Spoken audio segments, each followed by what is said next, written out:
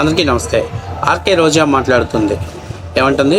సుగాలి ప్రీతి కేసును నేను క్లియర్ చేస్తా, ఆ సమస్యని క్లియర్ చేస్తానని ఒక్క ఛాన్స్ నాకు ఇమ్మని అడుక్కున్నాడు అని చెప్పేసి మన రోజా మాట్లాడుతుంది. కానీ వాస్తవానికి 2019లో మీ అందరికీ తెలుసు, ఒక్క ఛాన్స్ ఇవ్వండి, ఒక్క అవకాశం ఇవ్వండి అని ఇండైరెక్ట్గా అప్పట్లో జగన్మోహన్ రెడ్డి గారు ప్రతి ఆంధ్రప్రదేశ్లో ప్రతి పౌరుడిని అడుక్కున్నాడు. అది మర్చిపోయింటుంది రోజా. ఎందుకంటే బహుశా నాకు తెలిసి రోజా అది ఒక్క ఛాన్స్ ఇవ్వండి అని మాట్లాడుతుంటే 2019 ముందు జగన్మోహన్ రెడ్డి గారు ఏ విధంగా అయితే అడుక్కున్నారో, ఒక్క అవకాశం ఇవ్వండి, నాకు ఒక్క అవకాశం ఇవ్వండి, రాజశేఖర్ రెడ్డి బిడ్డలాగా మీకు పరిపాలన చేస్తా, ఇండైరెక్ట్గా జగన్మోహన్ రెడ్డి గారిని చాలా ఎగతాళి చేసింది.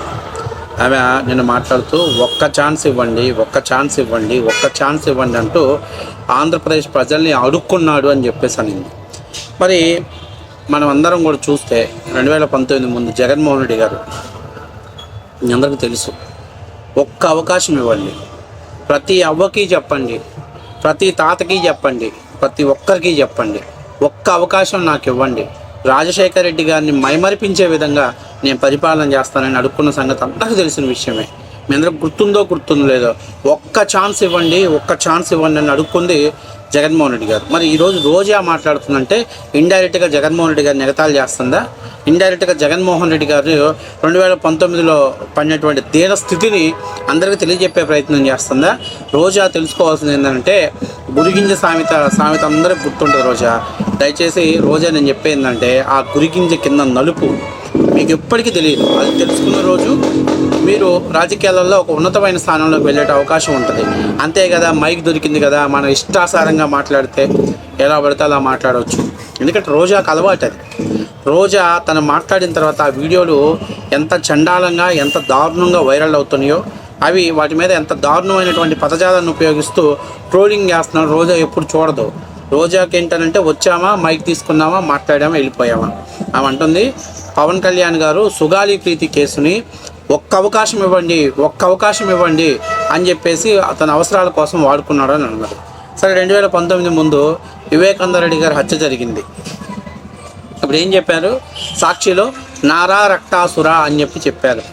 జగన్మోహన్ రెడ్డి గారు కూడా రాముడు మంచి బాలుడు లెక్కనే మీడియా ముందుకు వచ్చి, ఎయిర్పోర్ట్లో నన్ను సంపాలని చూశారు, కోడికత్తుతో నా మీద దాడి చేశారు, అప్పుడు నాకు త్రుట్లో తప్పించుకున్నాను, నేను దొరకలేదని మా బాబాయిని అత్యంత దారుణంగా చంపారు అని చెప్పారు.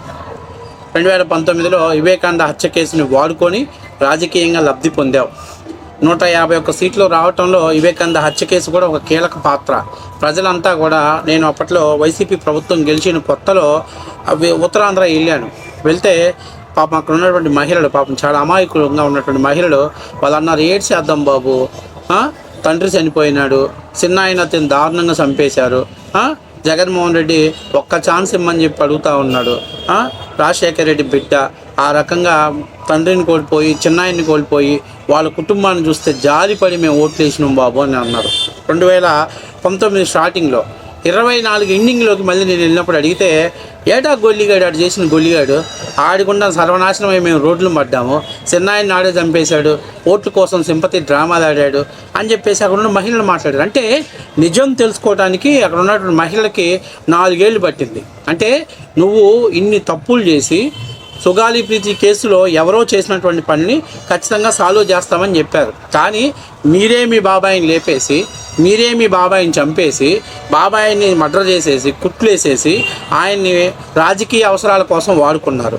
సరే, అధికారంలోకి వచ్చిన తర్వాత ఏమన్నా వదిలేశారా అంటే, ఆయన క్యారెక్టర్ని అసెస్ చేస్తూ ఆయన నీచంగా, ఆయనకు అక్రమ సంబంధం ఉందని, ఎవరో మహిళలతో అక్రమ సంబంధం ఉందని, ఆ మహిళ ఈ ఆస్తులు కొట్టేస్తుందని భయపడిపోయి రాజశేఖర్ రెడ్డి అంటే నర్రెడ్డి రాజశేఖర్ రెడ్డి, సునీతారెడ్డి గారే ఈ పని చేయించారంటూ సాక్షిలో కథనం వేయించారు. ఆ రోజు బాబాయ్ హత్యను ఉపయోగించుకొని రాజకీయ లబ్ధి పొందావు.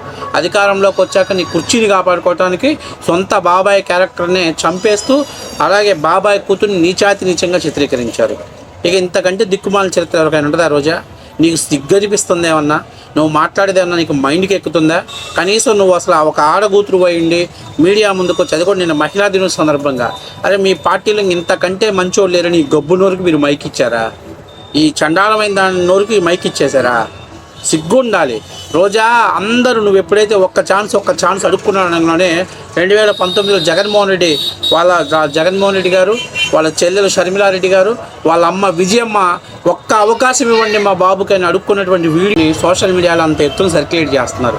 ఇప్పటికైనా నువ్వు మీడియా ముందుకు వచ్చి మాట్లాడేటప్పుడు ఈ సొల్లు బాతాకానీలు ఈ చెత్త లాంగ్వేజెస్ను తగ్గించుకొని కొంచెం ఆలోచన చేసుకో, మైండ్ దగ్గర పెట్టుకొని పీస్ఫుల్గా మాట్లాడటం నేర్చుకో.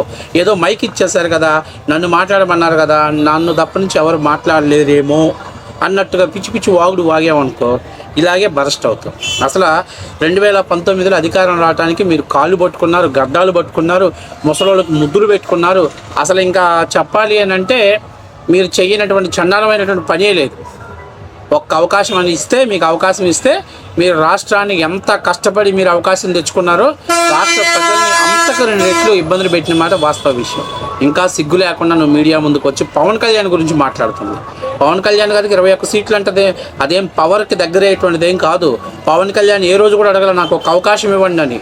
పవన్ కళ్యాణ్ గారు క్లియర్గా చెప్పారు, ప్రజలు మార్పు కావాలి, ప్రజలు డెవలప్మెంట్ కావాలి, అందుకని మేము పొత్తు పెట్టుకుంటున్నామని క్లియర్గా చెప్పాడు. మీలాగా ఒక్క అవకాశం ఇవ్వండి, నాన్నకంటే మంచి పరిపాలన చేస్తా, ఒక్క అవకాశం ఇవ్వండి, రాజశేఖర్ రెడ్డిని మరిపిస్తా, ఇట్లాంటి సొల్లు మాటలు మేము చెప్పలా, జనసేన పార్టీ వాళ్ళు చెప్పలా.